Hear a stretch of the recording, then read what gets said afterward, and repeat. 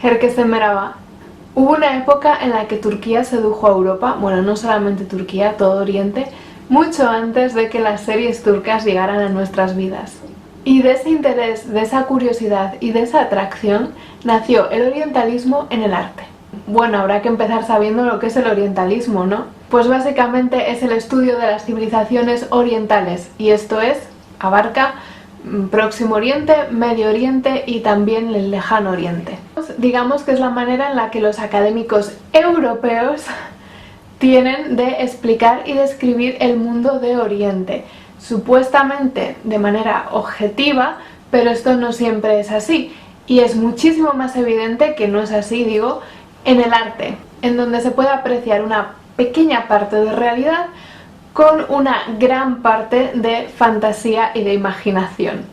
Y esto básicamente es lo que vamos a ver en el vídeo, así que quedaros. En el siglo XIX, Occidente empezó a sentir una gran, tremenda curiosidad por las civilizaciones exóticas para Europa, claro, hasta el punto de que cobraron una gran importancia y sirvieron de gran fuente de inspiración para muchísimas obras de arte. De esta manera, todo lo relacionado con Oriente se convirtió en algo misterioso, atrayente, seductor y también escandalizador.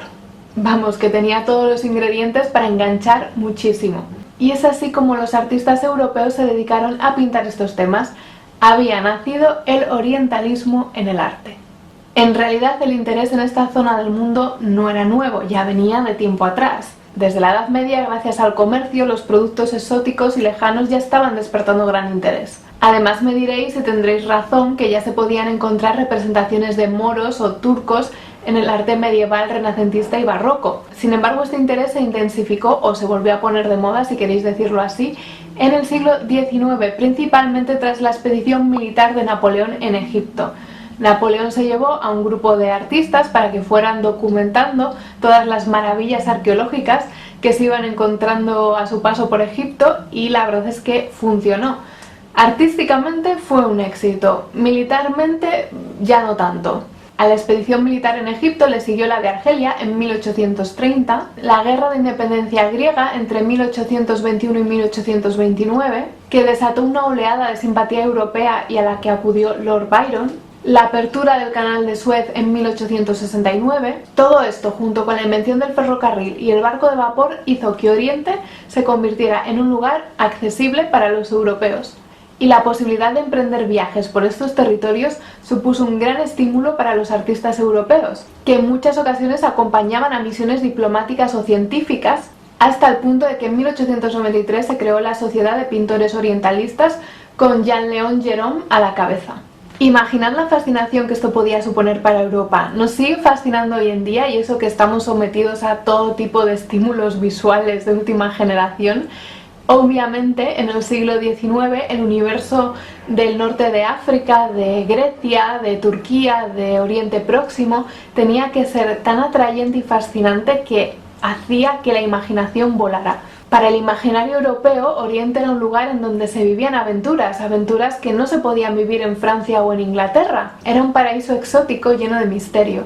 Y con todos esos vestidos tan llamativos, ese lujo, prácticamente la inspiración llegaba sola. Claro, todo esto es muy bonito, muy idílico, sin embargo existe un gran pero del que no se libran ni los artistas europeos ni los estudiosos del orientalismo. Sí, la mayoría de los artistas europeos del siglo XIX tenían formación académica, pero tenían muy poco contacto real con ese mundo. Y se toparon con una cultura que desconocían por completo, porque el conocimiento que ellos podían tener venía o de campañas militares o de rutas comerciales intermitentes.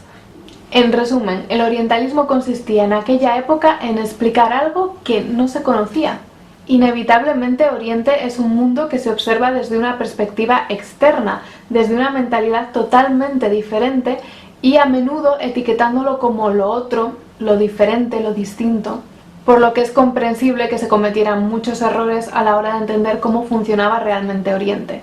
Según el investigador palestino-americano Edward Said, en su libro El orientalismo, dice que existen muchos prejuicios a la hora de cómo la cultura occidental percibe y representa la cultura oriental, a menudo considerándola inferior e ignorante en contraposición con la cultura europea, que sería pues superior y más culta. En fin, nosotros no vamos a entrar en este debate porque hemos venido a hablar de pintura. Y antes de continuar quiero deciros que no soy ninguna experta, simplemente me gusta el arte y tengo algunas nociones básicas por lo que aprendimos en la carrera, pero nada más, lo voy a comentar desde mi absoluta ignorancia en este tema. Los artistas principales que trabajaron el orientalismo son principalmente británicos y franceses, pero también hubo italianos, austriacos, norteamericanos y españoles. Empezamos con los pintores franceses y voy a comenzar con Jean-Auguste Dominique Ingres, no sé si lo estoy pronunciando bien. A mediados del siglo XIX, el presidente de la Academia Francesa pintó escenas de baños turcos y odaliscas. Por cierto, la palabra odalisca viene de la palabra turca odalek, que significa ayudante de cámara, porque oda en turco es habitación. No significa concubina, significa ayudante de cámara, pero nosotros en Occidente, no sé por qué, pues la asimilamos con concubina. Por cierto, aprovecho para deciros, y está saliendo en pantalla, hice un vídeo sobre el harén. Así que si no lo habéis visto y estáis interesados en saber cómo funciona o cuáles eran las jerarquías que había allí, pues os lo recomiendo porque es bastante interesante. Pero nosotros volvemos a la pintura, la gran odalisca. Vemos a esta mujer desnuda y reconocemos ciertos elementos orientalistas en el cuadro, por ejemplo el turbante, la pipa de fumar o el abanico. He de decir que aunque Dominique Ingres fue uno de los pintores estrellas del orientalismo, nunca viajó a Oriente. Así que sus pinturas son todo fruto de la lectura. Se inspiró muchísimo en las cartas de Lady Mary Montagu, que curiosamente también he hecho un vídeo sobre ella, está apareciendo también en pantalla. Era una inglesa que estuvo en el harén, que dejó muchísimos datos escritos de cómo ella percibía Turquía en aquella época y que son muy interesantes, así que os recomiendo que vayáis a ver el vídeo sobre esta mujer inspiradora de pintores orientalistas. Aquí vemos la odalisca y la esclava. Fijaos en este cuadro, en el eunuco negro que hay al fondo de pie. Para los que seáis nuevos en mi canal, que sepáis que yo hice un vídeo sobre los eunucos, las diferentes categorías que hay y los diferentes cargos que tienen en el harem. Creo que es muy interesante, os lo estoy dejando aquí en pantalla, así que si después de este os quedáis con ganas de más, pues id a verlo. Y por último el baño turco, que es una de las obras maestras de los últimos años de este pintor y representa un grupo de mujeres desnudas en un baño turco. Como habéis visto y como veréis más adelante, el harén fue uno de los temas preferidos a la hora de pintar. Como Occidente no iba a sentir fascinación, curiosidad por todo ello, con todo ese lujo que hay detrás de los sultanes. Seguimos con Delacroix. Por cierto, no sé si os está sorprendiendo que haya tantas pinturas de desnudos, porque realmente era algo que no estaba muy bien visto en la sociedad europea de aquella época. Lo curioso es que en Europa no era aceptable, pero en el exótico Oriente pues esa sensualidad sí que se permitía. Además, los desnudos no se podían hacer así como así, tenían que llevar una justificación, y los harenes y los baños turcos pues eran una justificación perfecta. Aparte de las odaliscas y de los harenes, una gran parte de la obra de Delacroix evidencia los conflictos bélicos que hubo en aquellos tiempos. En este caso nos interesa la guerra de independencia griega contra el control otomano. Por ejemplo, Grecia expirando sobre las ruinas de Missolonghi. Es una alegoría a Grecia que estaba luchando contra las tropas otomanas para conseguir su independencia. Ella, Grecia, va vestida con el traje tradicional griego y detrás hay un soldado otomano que evidenciaba la opresión. Y terminamos con los autores franceses, con Jean-Léon Gérôme. Es uno de los pintores franceses más interesados en los temas orientales, que sí viajó a Turquía, a Egipto y a otros países. A él sobre todo le interesa la sensualidad de los baños públicos y de los harenes, sensualidad que él se imaginaba, claro. Porque ahora os pregunto, ¿creéis que los harenes eran realmente así? No me respondáis, vais a ver este vídeo que está apareciendo aquí en pantalla donde os lo explico todo muy bien. Algunos... Joder, Saslan, querías entrar y estabas llamando. Algunos piensan que esta pintura en donde se ven a mujeres desnudas o semidesnudas, que reposan con sensualidad en los cojines, que encarnan el ideal y al mismo tiempo el estereotipo del orientalismo, probablemente también expresara los deseos ilícitos y secretos de los europeos, el erotismo. Vamos con los pintores ingleses. Uno de los primeros interesados en obtener de primera mano las pinturas de Oriente fue David Roberts, que ilustró paisajes bellísimos que causaron total conmoción en Inglaterra por su viveza y por su exotismo. Yo os recomiendo que les echéis un vistazo porque son increíbles, a mí me encantan. Os voy a poner la de Turquía, pero que sepáis que en Egipto tiene otros paisajes preciosos. John Frederick Levy se dedicó a recrear los ambientes populares y la intimidad de las mujeres en los harenes. Solo os digo que esto causó tal impresión en la sociedad británica de la época que se pusieron a decorar sus casas siguiendo estos modelos. Y por último, William Holman Hunt visitó Oriente Próximo en 3 ocasiones desde la década de 1850 para intentar plasmar un escenario real lleno de detalles autóctonos. Sus obras sobre todo son de temática bíblica, pero aquí os dejo esta.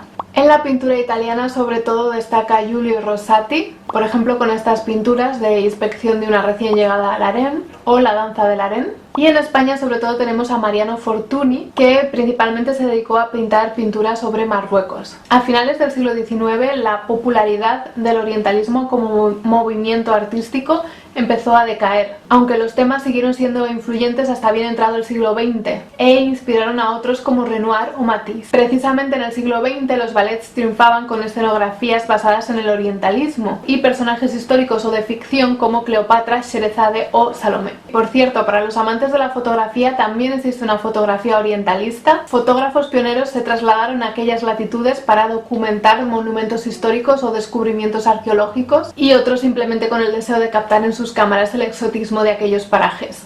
Y para terminar este vídeo, que creo que se me ha hecho bastante largo, me da la impresión, no sé, quería decir que la confusión muy extendida en Occidente de lo que es turco y lo que es árabe existe en parte debido a la tradición orientalista y a todo ese imaginario que se creó en torno a ello.